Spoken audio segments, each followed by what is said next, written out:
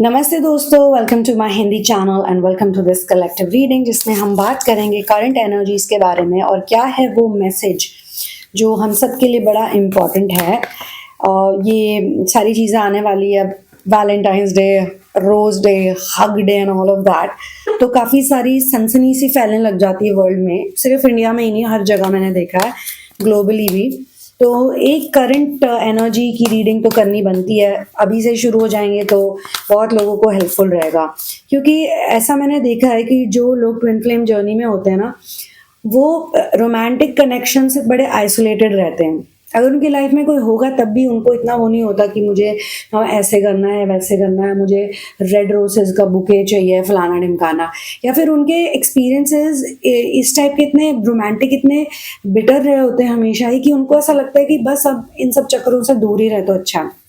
In fact मैंने उनको भी देखा है जो किसी करंट रोमांटिक सिचुएशन में है, वो मुझे कहते हैं कि हम ऐसी कोई चीज़ नहीं करते जो रोमांटिक कहलाई जाती है, हम बड़े नॉर्मल रहते हैं, हमें वही नॉर्मल दाल रोटी खानी और रोज़मर्रा की चीज़ें करनी होती हैं। तो क्या ये गलत है, क्या ये सही है? एनीवे, अभी जो एनर्जी आ रही है उस पर फोकस किया जाए। और आपके अगर कोई भी सवाल हो तो आप मुझे बताइएगा, अपनी अटेंडेंस मार्क कर दीजिए। आप जहाँ से भी हैं ज़रूर बताइए कमेंट सेक्शन में आप कहाँ से हैं, और आप इस रीडिंग की एनर्जी को भी क्लेम कीजिए, क्योंकि ये इंटेंशन है हीलिंग की, सिर्फ, और कोई नहीं। हमें सिर्फ हीलिंग करनी है और हमें एक्टिवेट करने हैं अपने हायर एनर्जीज को, क्योंकि अभी तक और लोगों ने हमारे वोन्स को एक्टिवेट किया है। जितने भी कैटलिस्ट आपकी लाइफ में आए, आप नोटिस कीजिए कि आपने डेटिंग नहीं करी, आप बेसिकली ट्रेनिंग में थे। आपने जब भी किसी को डेट किया तो ऐसा लगा आपकी ट्रेनिंग हो रही थी। Narcissist, psychopaths, border line, bipolar cases, मतलब दुनिया की सबसे डिफिकल्ट रिलेशनशिप डायनामिक्स आपकी हुई होंगी। चाहे वो एक हुई हो, एक ही में 10 चीज़ें देख लिया आपने, या फिर 10 में आपने 10 चीज़ें देख ली, इट डजेंट मैटर। यहाँ कोई जज नहीं करेगा आपको दोस्तों, क्योंकि ये चैनल आपकी मदद के लिए बना, आपको जज करने के लिए बना। 3D वाले आपको कर सकते हैं, क्योंकि देखिए जब तक हम हील नहीं होते, जब तक हम अपनी एक्चुअल सेल्फ में कंप्लीटली नहीं जाते, तो हमें ये 3D वाले पॉपअप करते रहते हैं हमारे सामने, बरसाती मेंढकों की तरह, सो एज टू से। तो यहाँ पे मुझे लगता है कि जिसकी भी मैं एनर्जी चैनल कर रही हूँ, you going to accumulate great wealth and you आप एक ऐसी पोजीशन में आओगे जिसमें कि आप दूसरों को फाइनेंशियली हेल्प करोगे, और दूसरों को सिर्फ फाइनेंशियली नहीं, मोटिवेशन भी दोगे, इमोशनल सपोर्ट भी दोगे, लेकिन देख के दोगे किसको किस चीज़ की ज़रूरत है। और इस चीज़ में आने के लिए मुझे लगता है कि पहले आपके साथ कुछ ऐसी घटनाएं या तो घट चुकी हैं या घट रही हैं, but you are very self aware person, कि आपको ऐसा लगे कि यार आपकी पूरी सेल्फ रिस्पेक्ट ही चली गई। कुछ लोगों को खुश करने के लिए आपने उनको इतना प्रायोरिटाइज कर दिया, आपने उनको इतना पेडेस्टल पे चढ़ा दिया कि आपको ये लगने लगा कि यार मेरी खुद की आइडेंटिटी कहाँ है, मेरी खुद की सेल्फ रिस्पेक्ट ही नहीं है, और वो आपको ट्रीट भी ऐसे ही कर रहे हैं। ये देखो 5 ऑफ पेंटिकल्स आया है बोलते बोलते। 5 ऑफ पेंटिकल्स की एनर्जी ऐसी है कि आपको जो बातें मैं अभी कर रही हूँ, बहुत नेगेटिव सर्कमस्टांसेस, हार्डशिप, ऐसा लग रहा है कि पूरी दुनिया आपके अगेंस्ट है। और इस केस में तो वो भी आपके अगेंस्ट है जिनके लिए आप इतना लड़ रहे हो, जिनको आप अपनी प्रायोरिटी बना रहे हो, जिनको पेडेस्टलाइज कर रहे हो। ठीक है, तो मेरा तो यही है कि अगर आप किसी एकदम जोकर टाइप इंसान को, जो सच है वो तो मैं बोलूंगी, या किसी बिल्कुल फालतू से इंसान को, या कोई ऐसा इंसान जो बिल्कुल भी आपकी कदर नहीं करना जानता या जानती, जिसको कोई आइडिया नहीं है दूर दूर तक कि आप कौन हो, क्या हो, आपका कैसा नेचर है, या मान लो आप बहुत ही अलग हो, उनको इतना सा भी अप्रिसिएशन नहीं है, तो आप उनके साथ कर ही क्या रहे हो? आपको क्यों ऐसे लोगों को अपनी प्रायोरिटी बनाना है? क्यों ऐसे लोगों को अपनी लाइफ में जगह देनी, क्यों ऐसे लोगों के लिए इतने एफर्ट्स करने हैं? ये जो 5 ऑफ पेंटिकल्स की एनर्जी आपको दे रहे हैं, ये जैसे हमने सुना है, कई दफ़े हमने ये डायलॉग सुना है कि बंदर क्या जाने अदरक का स्वाद, या फिर कुत्तों को घी हजम नहीं होता। अब मेरे जो डॉग्स हैं, मेरे पेट्स को तो घी अच्छे से हजम होता है। ये लोग घी मक्खन बहुत खाते हैं, जो भी इनको अच्छा मिलता खाते हैं, दूध पीते हैं, दही खाते हैं, इनको हजम होता है। तो ये कहावत फिर किसके लिए बनी है? बेसिकली ये उन लोगों के लिए बनी है जिनको अच्छी चीज़ें डाइजेस्ट नहीं होती है। इसका मतलब ये कि अगर आप उनके लिए अच्छा भी कर रहे हो, अब बंदर क्या जाने अदरक का स्वाद, मतलब उसको नहीं पता, उस बंदर को नहीं पता, जिसको भी वो बंदर कह रहे हैं, इसको नहीं पता कि भाई इसकी क्वालिटीज़ क्या हैं। उनके लिए तो अदरक एक कड़वी चीज़ होगी या एक अजीबोगरीब चीज़ हो गई, जिसे वो नहीं खा पा रहे। अब कई इतने लोग हैं जो बिना जिंजर के, गार्लिक के अपना खाना ही नहीं बना सकते। ऐसा कहते हैं कि जिंजर खाने से मुँह से बहुत अच्छी खुशबू आती है, खाने से बहुत अच्छी खुशबू आती है। ऐसा कहते हैं ना, क्यों कहते हैं? पर जिसको पता ही नहीं इसकी क्वालिटी के बारे में, वो अब अपने मुँह पे तंबाकू लेके बैठा है। कैसे-कैसे वर्ड्स बोल रही हूँ मैं। या फिर क्या होता है वो जो लोग खाते रहते हैं अजीबो-गरीब चीज़ें, गंदी चीज़ें। यार आई एम टेलिंग यू, जब मैं पहले पार्टीज़ में जाती थी ना, जब मैं लिम्बो स्टेट में थी, पार्टीज़ में जाना या जो भी इस तरह की 3D चीज़ें करती थी, तो मुझे वो सब कूल लगता था। बट अब मैं उन्हीं लोगों को देखती हूँ, उन्हीं उन्हीं लोगों को वही चीज़ें करते हुए, मतलब मेरे को उन चीज़ों से निकले हुए कितना टाइम हो गया और मैं उनको देख रही हूँ वो अभी भी वैसे ही हैं। उनमें से कितने तो मुझसे बहुत बड़े हैं एज में, पर अभी भी वो उसी दलदल में हैं, उसी लो फ्रीक्वेंसी में हैं और वही गंदगी खा रहे हैं, वही गंदगी पी रहे हैं, वही गंदगी पहन रहे हैं। उनको कोई समझा दे, वो आप ही का दिमाग खा जाएँगे या फिर वो आपको ऐसे ट्रीट करेंगे जैसे आप तो पागल हो, क्योंकि वो उस फ्रीक्वेंसी में ही नहीं है। तो ऐसे लोगों के लिए अपना एफर्ट क्यों वेस्ट करना। मैं तो आपको कहती हूँ 2025 में ना एक चीज़ ये बांध लो, ये गांठ बांध लो कि भाई जो इंसान आपकी बातें नहीं समझ रहा ना, अब तक तो आपने ट्राई करके देख लिया है, गुस्सा करके, प्यार करके, वहां पे अपना मुंह सिल लो, बोलो ही मत, नफरत भी मत दिखाओ, प्यार भी मत दिखाओ, क्योंकि उनको ना आपकी बातें नहीं समझ में आने वाली। आप जितना एफर्ट करोगे वो आप ही के पीछे चढ़ जाएंगे, पड़े जाएंगे और चढ़ जाएंगे।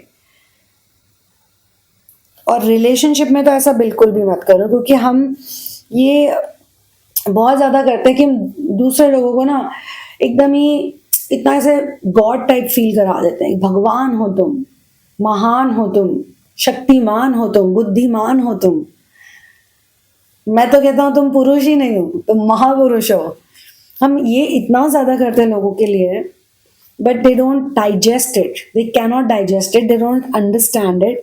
और फिर जब आप इस तरह की चीज़ें ओवरडू करते रहोगे, करते रहोगे, करते रहोगे, तो फिर आपके पास क्या रहे, आपकी एनर्जी खत्म हो जाएगी। मैंने उस दिन एक बहुत फनी पोस्ट डाला था अपने इंग्लिश चैनल पे, जिसमें कि लिखा था कि you made this ugly guy feel important and now he's treating you like you're the ugly one। मुझे किसी ने ये भी लिखा था, oh what happened to you. अरे यार कोई मीम शेयर कर रही हूँ मैं, कोई फनी पोस्ट शेयर कर रही, तो मेरे साथ ही हो रहा है क्या? मुझे समझ नहीं आता लोग ऐसे सवाल क्यों पूछते हैं। कोई भी मैंने देखा कभी कभी मीम शेयर कर दो या कोई फनी पोस्ट शेयर कर दो जिसमें लिखा होता है आई मी या समथिंग, ओ सुना moon what is happening to you, who treated you like this. अरे भाई मैं अपनी बात नहीं कर रही हूँ, मैं इन जनरल बता रही हूँ। और मैं तो आपको ये भी कहती हूँ कि मैं तो इस अगली वगली में बिलीव भी नहीं करती हूँ, मैं खुद ऐसी नहीं हूँ। लेकिन ऐसा कहते हैं कि जब आपको कुछ चाहिए, मान लो कि आपको अपनी लाइफ में कोई ऐसा व्यक्ति चाहिए था जिसकी सर्टेन पर्सनालिटी ट्रेट्स हो, ठीक है। अब आपने कॉम्प्रोमाइज कर लिया, आपने बोला भाई वो तो मुझे मिल नहीं रहा, तो चलो ये जो मिल रहा है चलो इसी में ही वो कर लेते हैं, जबकि वो बंदा अनहेल्दी है, जबकि वो बंदा नेगेटिव है, बंदा या बंदी व्हाटएवर, जेंडर स्पेसिफिक नहीं है, वो आपकी पसंद के हैं ही नहीं वो व्यक्ति, जिनके लिए आप कॉम्प्रोमाइज भी कर लो कि ठीक है मुझे तो यही मिल रहा है, चलो ठीक है एक्सेप्ट कर लेते हैं। तो वो भी आपको ऐसे ट्रीट कर देंगे जैसे आप में ही कमी है, आप ही ठीक नहीं हो, आपको इशू है कोई। आपने किसी इंसान के लिए कॉम्प्रोमाइज कर लिया, आपने बोला मैं एडजस्ट कर लेती हूँ। इसलिए मैं लोगों को बोलती हूँ खुद पे इतना इनर वर्क करो, पहले तो ये समझ में आए कि आपको ये सर्टेन टाइप के लोग पसंद ही क्यों, पहले तो वो क्लियर हो जाए कि कहीं वो आपकी प्रोग्रामिंग की वजह से तो नहीं हो रहा, कि बचपन में आपकी प्रोग्रामिंग ऐसी हुई है कि आपको एक सर्टेन फिजिकल अपीयरेंस और सर्टेन एज ब्रैकेट या फिर सर्टेन टाइप की बॉडी या फिर सर्टेन टाइप का दिमाग, इस टाइप के लोग पसंद आ रहे हैं। तो दो ही रीजन से आ सकते हैं, या तो एक्चुअली में आप उसके प्रति अट्रैक्टेड हो, और या तो फिर वो आपकी प्रोग्रामिंग है। अब जो रियल अट्रैक्शन है, जैसे शिवा को शक्ति से अट्रैक्शन है, राधा को कृष्ण से प्रेम हुआ है, राम सीता के प्रति, वो है जेन्युइन रियल अट्रैक्शन। जितने भी ऐसे लोगों का मैं एग्जाम्पल ले रही हूँ, और भी बहुत एग्जाम्पल्स होंगे जो ट्रू लव के मैं बता रही हूँ, जेन्युइन, जो जेन्युइन अट्रैक्शन है, जो मतलब जन्म जन्म के साथी टाइप है। विष्णु और लक्ष्मी देख लो, ब्रह्मा और सरस्वती देख लो, मैं भी यही एग्जाम्पल दे पा रही हूँ। कुछ होंगे विदेशियों के लिए भी, बट अभी तो यही आ रहा है, राइट? तो क्यों? वो नेचुरल है, वो हील्ड स्टेट पे किसी को अपना बना रहे हैं। और क्या वो सुंदर नहीं है एक दूसरे के लिए? क्या वो एक दूसरे के लिए परफेक्ट नहीं है? ना, उन्होंने तो कोई कॉम्प्रोमाइज नहीं किया। राम ने तो नहीं बोला कि चलो ठीक है सीता जी नहीं है तो कोई, जब इनफैक्ट उनको लोगों ने प्रेशराइज भी किया कि सीता जी तो जा चुकी हैं, आपको छोड़ चुकी हैं, आपके साथ नहीं है, या फिर कई स्टोरीज में है कि उन्होंने एक्साइल दिया था, लेकिन कई स्टोरीज में ये बोला है कि सीता जी अपनी मर्जी से गई थी। कुछ रीजंस थे जिसके बारे में मैं अलग से कभी बात करूंगी, जिन रीजंस की वजह से वो वाल्मीकि आश्रम में रहने गई थी। तो राम जी को बड़े लोगों ने कन्विंस किया, अरे आप दूसरी शादी कर लो, आपके पिता ने भी तो किया था, आप भी कर लो, क्या हो जाएगा? बट ही वॉज लाइक नहीं। सोने की मूर्ति की सीता बना के उन्होंने अपने साथ पूजा में बिठाया कि सीता से ही मैं प्रेम करता हूँ, मैं सिर्फ सीता का हूँ और किसी का नहीं हूँ। इसका मतलब ये नहीं कि जिन्होंने 2 शादियां कर ली या जिनके डिवोर्स हो गए वो गलत है मेरी नज़र में, बिल्कुल नहीं। वो तो समय समय की बात है। आप थोड़े ना त्रेता युग में पैदा हुए थे, हम थोड़े ना राम और सीता हैं। हम लोग तो अनीता बबीता सुनीता पपीता के फॉर्मेट में आए हैं। हमने तो जन्म ही ऐसे घरों में लिया जहाँ पे हमें इतनी थोक के भाव प्रोग्रामिंग मिली है, और इसको लेके भी दुखी नहीं होना है, ये हमने खुद चूज किया है। We chose to be programmed like that in order to fulfil our mission on earth. हमको वो वोन्स चाहिए थे, हमने पहले वो वोन्स लिए, हम प्रोग्राम हो गए, फिर हमने अपनी लाइफ जी, अपना करियर बनाया, स्टडीज करी, ये किया वो किया, और फिर एक फेज आया जब हमको ऐसे लोग मिले जिन्होंने उन वोन्स को ट्रिगर कर दिया। ये एक लिखा हुआ था ऐसे ही होना। हमको चाहिए थे ऐसे लोग लाइफ में जो हमारे उन वुंड्स को कुरेदे, जो हमने ढक दिए थे, जो हमने छुपा दिए थे, जिस पे हमने कुछ कवरिंग कर दी थी कि ये तो है ही नहीं, वुंड ही नहीं है, मैं तो ठीक हूँ। मुझे ऐसे लोग मिले हैं जो मुझसे बात कर रहे हैं, अंदर से दुखी हैं, तकलीफ में हैं, पेन में है, तड़प रहे हैं, चाहिए उनको थेरेपी, चाहिए उनको हीलिंग, चाहिए उनको बहुत कुछ, पर ऐसे दिखा रहे नहीं मैं तो बिल्कुल ठीक हूँ, हाँ, मुझे तो कुछ भी नहीं हुआ जी, मैं तो खुश हूँ। बोलते बोलते भी उनकी आंखें भर रही हैं, बोलते बोलते भी उनका दर्द छलक रहा है। उनकी लाइफ की सिचुएशंस ऐसी हैं कि सुन के बुरा लग रहा है सुनने वाले को, बट वो दिखा रहे नहीं एवरीथिंग इज ओके। बस इतना सा करने की देर है उनको, इतना सा याद दिला दो बस, उसके बाद देखो जैसे गंगा जमुना सरस्वती, क्योंकि वो उनके अंदर है, वो बह रही है। क्यों? क्योंकि वो अपने पेन को हाइड करने की अपने आप को ट्रेनिंग दे रहे इतने सालों से, 10-10 सालों से, 15-15, 20-20 सालों से। आप सीन, जब मैं 50+ लोगों की थेरेपी करती हूँ, उनके अंदर इतना सब कुछ होता है, उन्होंने 50-60 साल से अंदर दबाया था। बचपन में वो कितने, वो फिर बताते हैं यार बचपन में तो मैंने ऐसे किया था, मैंने वैसे किया था, मैंने अपने टीनेज में, उनको सब याद आने लग जाता है। जैसे एक स्मृति सी खो जाती है ना, कि वो अपनी सारी अच्छाइयाँ भूल जाते हैं, अपनी क्वालिटीज भूल जाते हैं। फिर थेरेपी होते होते फिर उन्हें वो चीज़ें याद आने लगती, फिर वो कहते हैं यार ये सब मैं क्या कर रहा हूँ या कर रही हूँ, ये मुझे नहीं करना। क्योंकि वो स्किल्ड इतने होते हैं, इतने स्ट्रॉन्ग हेडेड होते हैं, और प्रभु ने उनके सारे जुगाड़ भी किए होते हैं। लाइक एक है, मुझसे उन्होंने काउंसलिंग कराई थी, वो 70s की लाइन में है, 70s की एज ग्रुप में है। तो उनका प्रभु ने सब अरेंजमेंट किया हुआ, उनको कोई धन कमाने की जरूरत नहीं है, उनको कहीं पे मशक्कत करने की जरूरत नहीं, उनको सिर्फ और सिर्फ अपना इनर वर्क ही करना है। अब जितना भी जीवन उनके पास है उनको और कुछ करना ही नहीं है, पर उनके इतने वुंड्स हैं, वो कितने टाइम तो नहीं मुझे कुछ नहीं हुआ, मैं बिल्कुल ठीक हूँ, I am absolutely fine, but बात करते करते उनका गुस्सा निकलता है। हर किसी से लड़ाइयाँ हो रही हैं, सड़क पर चलते लड़ाई हो रही है, जिससे बात कर रहे लड़ रहे हैं, घर के लोग लड़ रहे हैं। जहां वो अपने आप को प्रेजेंट करती, 10 लोग उनके ऊपर चढ़ रहे हैं, 10-10 लोग उन पर चढ़ रहे हैं। Just normal things, just for being herself she has to face so much opposition. क्यों? क्योंकि उस वूंड को दबाने की ट्रेनिंग प्रैक्टिस कर ली है 70 सालों से, 60 सालों से, 80 सालों से। ये तो बहुत बड़ी किस्मत है कि इस टाइम पे भी उनको कोई काउंसलिंग मिल रही है, कोई ऐसी हेल्प मिल रही है। ये तो प्रभु नहीं चाहते कि वो दोबारा और जन्म ले और इन चीज़ों से गुजरें, इसको हम यही कह सकते हैं। And I have seen, I think so 2016 या 15 की बात है, मुझे एक ऐसे व्यक्ति मिले, वो भी 71 ईयर्स के थे। एक्चुअली शुरुआत मेरी सब 50+, 60+ लोगों से हुई थी जब मैंने हीलिंग और थेरेपी स्टार्ट की थी, और वो सब मुझे फिजिकल रियलिटी में ज़्यादा मिलता है।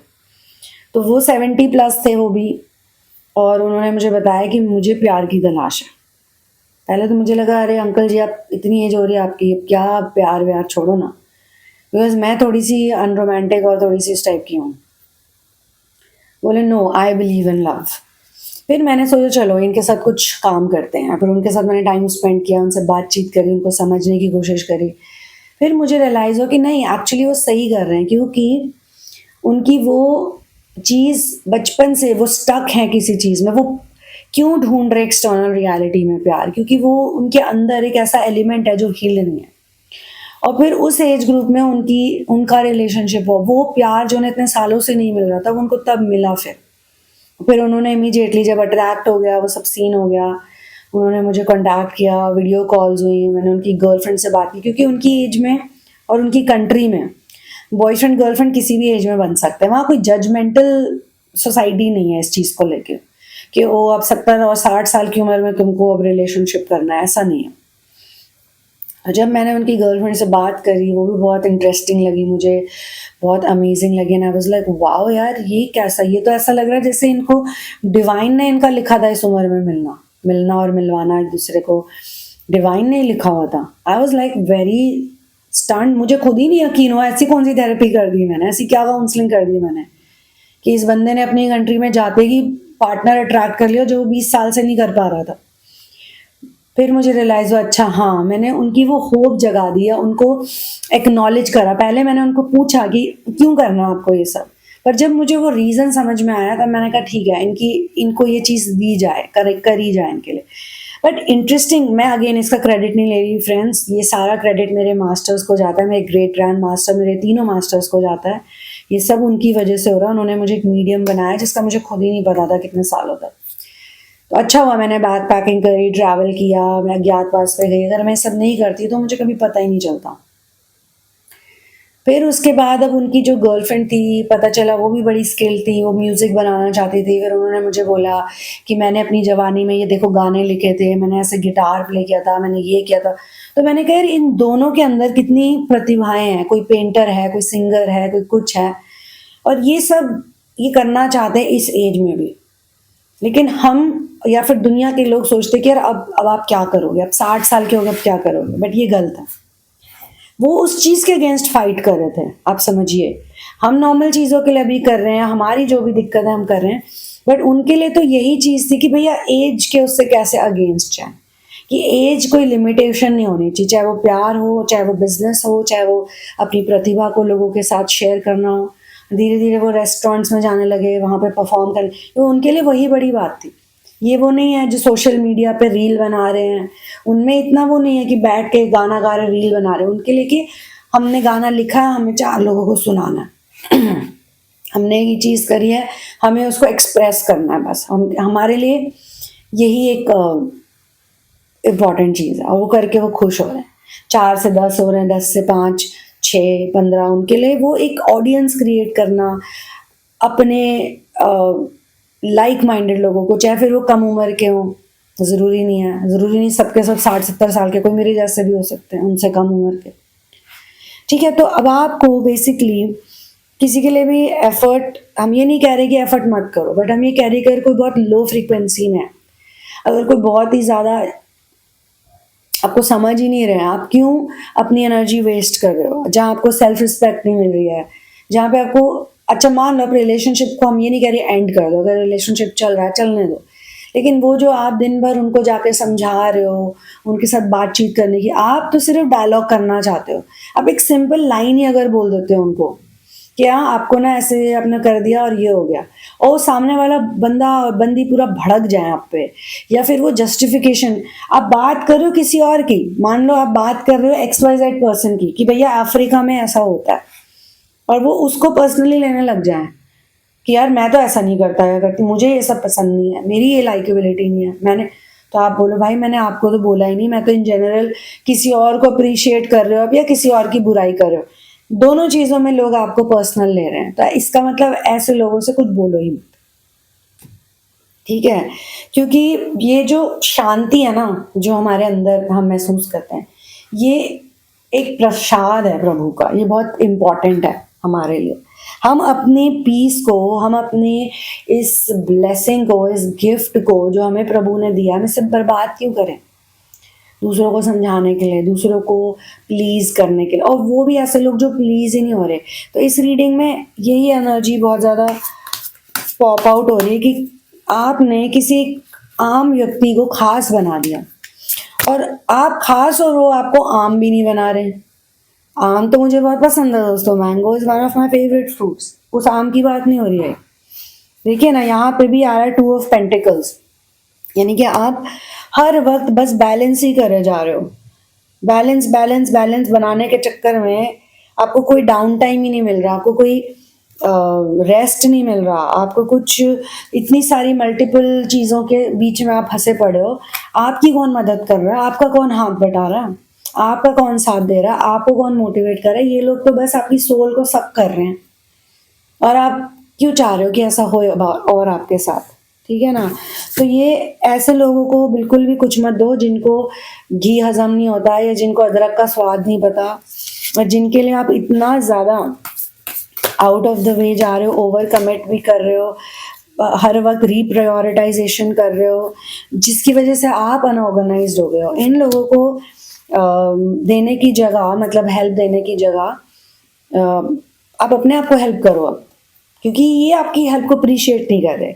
और ये देखिए, अब आप उस ये रीडिंग की वजह से भी हो सकता है, और या फिर आप उस जोन में आए हो इसलिए आपने रीडिंग अट्रैक्ट करी। रिवर्स 9 ऑफ वॉन्ड्स आया, विच मीन्स कि अब आप ना खुद भी ये कॉम्प्रोमाइज कर करके थक गए हो, और आप इस चीज से भी थक गए कि आप भी स्टबर्न हो जाते हो, या आप भी रिजिड हो जाते हो। क्यों? क्योंकि आप उनके लिए इतना, मतलब वो आपको अपोजिशन दे रहे हैं, इतना वो आपको ह्यूमिलिएट कर रहे हैं, मिसअंडरस्टैंड कर रहे हैं, आपसे ऐसे बहसते हैं कुछ लोग, ये सब लोग आप पे ऐसे चिल्लाते हैं, सड़क पे भी आप पे चिल्ला देंगे, रोड पे भी शुरू हो जाएंगे, कहीं कोई जगह नहीं देखेंगे, आपका मूड खराब हो रहा है नहीं देखेंगे, आपकी तबीयत खराब है नहीं देखेंगे, आप लोनली फील कर रहे हो नहीं देखेंगे, आपने सुबह से रोटी खाई नहीं देखेंगे, आप किस कंडीशन में हो नहीं देखेंगे। फिर भी आप कर रहे हो उनके लिए, कर रहे हो, आप बर्न आउट हो रहे हो, आप अपना काम नहीं कर पा रहे हो, आप कुछ आगे नहीं बढ़ पा रहे हो। कई बार लोगों को लगता है, लोग मुझसे पूछते हैं मैं आगे क्यों नहीं बढ़ पा रहा लाइफ में, मेरी 2 साल से ना ग्रोथ ही नहीं हो रही है, 2 साल से मैं अटका पड़ा हूँ। 2 साल से आप इसलिए अटके पड़े क्योंकि आप इन लोगों के साथ अपना मत्था मार रहे हो बैठ के 2 साल से, जो आपको कुछ नहीं दे रहे। आप मर रहे हो, बीमार हो, दुखी हो, फ्रस्ट्रेटेड हो, फाइनेंशियल क्राइसिस में हो, पर ये कभी 5 मिनट आपके साथ नहीं बैठेंगे आपके कंधे पे, यार तुमने बहुत किया है, या तुमको कुछ चाहिए, तुम्हारी कुछ मदद कर दें, ये कुछ नहीं तो 2 मीठे बोल दें, कुछ नहीं तुम्हारा सर अपनी गोद में रख के सहला दें थोड़ी देर, थोड़ी सी तुम्हारे नेक को मसाज ही दे दें, कुछ नहीं। दोस्तों इसीलिए ऐसी इमोशनल अटैचमेंट को लूज करना ही बेस्ट है, रिलीज करना ही बेस्ट है, ठीक है? आप तो किसी को सुपर ह्यूमन, सुपर हीरो बना रहे हो, आप उनकी घिसी पिटी बातों को भी ऐसे सुनते हो जैसे कि अब नहीं हो रहा आपसे, यही आया, अब नहीं हो रहा आपसे, क्योंकि अब आप की खुद की एनर्जी बहुत डिप्लीट हो गई है, आप होप लूज कर रहे हो, आपको सपोर्टिव लोग अब, क्योंकि जिस चीज़ पे हम बार बार फोकस करते हैं, ये लोग आपको क्या फोकस कराते हैं, इन लोगों के साथ बार बार डील कर करके एक ही मैसेज आपके दिमाग में रिप्ले होता है, एक मंत्र की तरह, एक घिसे पिटे टेप रिकॉर्डर में जैसे एक ही चीज़ बजती रहती है ना, वैसे कि you are unworthy of love, तुम डिजर्व ही नहीं करते कि तुमसे कोई प्यार करे, तुम डिजर्व ही नहीं करते कि तुम अच्छे ही नहीं हो। ये आपको बार बार वही चीज़ फील कराते हैं। तुम डिजर्व नहीं कर सकते कि तुम्हारे साथ कोई 10 दिन प्यार से बिताए, तुम डिजर्व नहीं करते कि कोई आके तुम्हारी अलमारी लगाने में तुम्हारी मदद कर दे, तुम डिजर्व नहीं करते कि कोई तुम्हारी चीज़ों को ऑर्गेनाइज करने में, तुम पड़े हुए हो घर के अंदर dark night of the soul में हो, कोई आके आपको नहीं बोल रहा क्या हो गया, क्या बात हो गई, कुछ चाहिए तुम्हें, कोई हेल्प चाहिए, और मान लो अपनी इस कंडीशन से निकल गया और फिर आप कुछ करने लगे तो उस पर भी आके आपको ताने मारेंगे, मेरे पास तो दोस्तों ऐसे बहुत एग्जाम्पल्स हैं जो मैं अगर आपको सुना दूंगी तो शायद आप लोग बैठ के रोने लग जाओगे मेरे साथ, और आप बोलोगे कि अरे वाह ये सब हुआ उसके बाद भी आप इतने मस्त हो, बिंदास हो गए। क्योंकि हमको ये सब चाहिए, ये कंटेंट हमें चाहिए, ये वूंड्स हमें चाहिए, क्योंकि ये वो वूंड्स हैं जो हमें जगा देते हैं। मान लो आपको पेंटिंग करने का शौक है, ठीक है, और आप मतलब कि 6 महीने से आप बिस्तर में पड़े हो या 3 महीने से आप बीमार हो, आपकी तरफ कोई देख नहीं रहा, किसी का ध्यान भी नहीं जा रहा कि आप बीमार हो, दुखी हो, आपने रोटी नहीं खाई, आपका वेट लॉस हो रहा है, आपका वेट बहुत कम हो गया, कोई नहीं देख रहा, आपके कपड़े सारे लूज हो गए, किसी को पता नहीं चल रहा, ठीक है, आपका हार्ट ब्रेक हो गया है, किसी ने आपको धोखा दिया, गंदा वाला धोखा दिया। लोगों को पता है, जब से क्लोज उनको पता है, क्योंकि उनके लिए सिर्फ ये चाहिए उनको, या कोई फैंसी चीज आप कर रहे हो 3D ये सांसारिक, तो ठीक है, नहीं तो क्या है, नहीं तो छोड़ो ना, मरने दो या पड़े रहने दो। अब आप अपने उस डार्क नाइट से निकलने की कोशिश कर रहे हो और आप एक खूबसूरत सी पेंटिंग बनाते हो, और आप एक पेंटिंग बनाते हो और वही सारे लोग जिनको आपको एक्चुअली कहना चाहिए कि यार चलो अच्छा हुआ, एटलीस्ट ये बंदा अपने कमरे से तो निकला, या ये अपने दुख से तो निकला, इसका जो हार्ट ब्रेक हुआ इसने उसको ठीक किया, ये बेचारा इतने दिनों से रो रहा था या रो रही थी, तो हील तो कर रहा है या कर रही है, आज इसने ढंग से रोटी तो खाई, आज इसने अपना होलिया ठीक करा, थोड़ा मेकअप किया या थोड़ा अच्छे ड्रेसअप हुआ, बाहर जा रहा है, जो भी कुछ है, ऐसा ड्राइव पे जा रहा है, थोड़ा आज देखो विसल कर रहा है, म्यूजिक सुन रहा है, कुछ तो कर रहा है, नहीं, ना ना ना ना ना, देख रहे हैं आप पेंटिंग बना रहे हो, खुश हो, इससे खुश कैसे है, चलो इसको टॉर्चर करते हैं जाके, बोलेंगे ये क्या गंद कर दिया, ये क्या गंदगी मचा दी यहाँ पे, क्या खराब कर दिया, भले ही वो जगह पहले से कूड़ा करकट हो, भले ही वो जगह पहले से खराब हो, सड़ रही हो वो जगह, आपने जाके उसको साफ सुथरा करके उसको अच्छा बनाया, तो वो जो आपने मेहनत करी उस पर भी आपको 10 चीजें बोलेंगे कि तुमने वो क्यों हटा दिया, ये क्यों हिला दिया, ऐसे क्यों कर दिया, वैसे क्यों कर दिया। मतलब आपको कितना ये डैमेज कर सकता है, लेकिन you know what's the good thing, it's not gonna damage you, it's gonna wake you up, it's gonna make you realize कि आपको इन सब की जरूरत नहीं है, और आपको इन सब के बावजूद, ये सारे ताने सुनने के बावजूद आपको वही करना है जो आपको अंदर से आपकी गट फीलिंग कह रही, क्योंकि जिन्होंने आपको कभी सपोर्ट ही नहीं किया पैदा होने से लेकर आज तक, या जिस टाइप के लोगों ने आपको कभी सपोर्ट ही नहीं किया, जितने भी दिन आप वो धरती पे जिस टाइप के फ्रेंड्स कह लो, रिलेशनशिप कह लो, डायनामिक्स कह लो, वो अब क्या करेंगे, वो तो जिंदगी भर वैसे ही रहेंगे जैसे पांडव के अगेंस्ट हमेशा कौरव रहे, दुर्योधन दुशासन मर गए, उसके बाद भी गांधारी ने उनको श्राप दे दिए, धृतराष्ट्र ने जाके उन्हें मारने की कोशिश करी, तो बिटरनेस कहाँ से आ रही थी, बिटरनेस तो एक्चुअली धृतराष्ट्र और गांधारी से ही आ रही थी, वो घुस गई दुर्योधन और दुशासन में और वो बन गए, उनके हटने के बाद भी वो कौन सा सुधर गए थे, नहीं सुधरे थे ना, टुवर्ड्स द एंड जाके जब इतना महाभारत हुआ उसके बाद जाके सुधरे, यही तो है ना कहानी। ये तो मैंने एग्जाम्पल दिया दोस्तों, ठीक है, तो फिर अब आपको अपना नया संसार बनाना है अकॉर्डिंग टू दिस रीडिंग, आपको अपनी खुद की दुनिया बनानी है, आपको अपनी सेल्फ वर्थ को जगाना है, आपको क्वेश्चन करना है खुद को कि आप ये क्यों कर रहे हो। सो एस ऑफ स्वॉर्ड्स आया, new ideas, new beginnings, new projects, new plans, breakthroughs, ये करना है अब आपको, और ये होएगा अब आपके साथ, जिसके साथ भी जो भी इस रीडिंग से रेजोनेट करेगा they will all experience this, alright.